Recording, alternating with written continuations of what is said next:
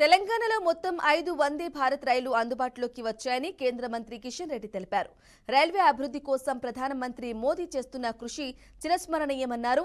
తెలంగాణకు మరికొన్ని వందే భారత్ రైలు తీసుకురావాల్సిన అవసరం ఉందని కిషన్ రెడ్డి అభిప్రాయపడ్డారు. రానున్న రోజుల్లో ప్రధానమంత్రి నరేంద్ర మోదీ ప్రత్యేక దృష్టి సారిస్తారని కిషన్ రెడ్డి అన్నారు.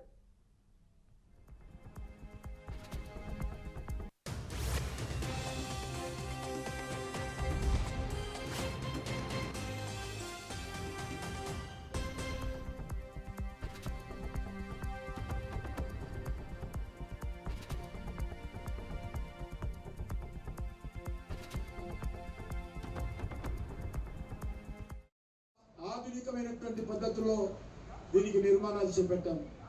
ఒక దిక్కు ట్రైన్లు నడుస్తూ ఉండాలి, ప్యాసింజర్స్ వస్తుండాలి, మరొక దిక్కు రైల్వే స్టేషన్ నూతనంగా నిర్మాణం చేయడం అంటే ఎంత ఇబ్బంది ఉంటుందో మీకు తెలుసు.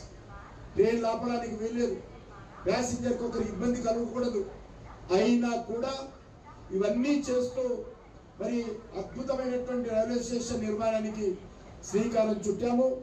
ఇది పూర్తయితే మరి వచ్చే సంవత్సరం చివరి వరకు ఇది పూర్తి చేయాలనేటువంటి సంకల్పంతో ఉన్నాము. అది పూర్తయితే మరి అంతర్జాతీయ స్థాయిలో ఈరోజు విమానాశ్రయం లాగా ఈరోజు మన సికింద్రాబాద్ రైల్వే స్టేషన్ తూపుపోతుందని మనం చేస్తున్నాము. రైల్వే రంగంలో కేంద్ర ప్రభుత్వం అనేక రకాల సంస్కరణలు తీసుకొచ్చింది.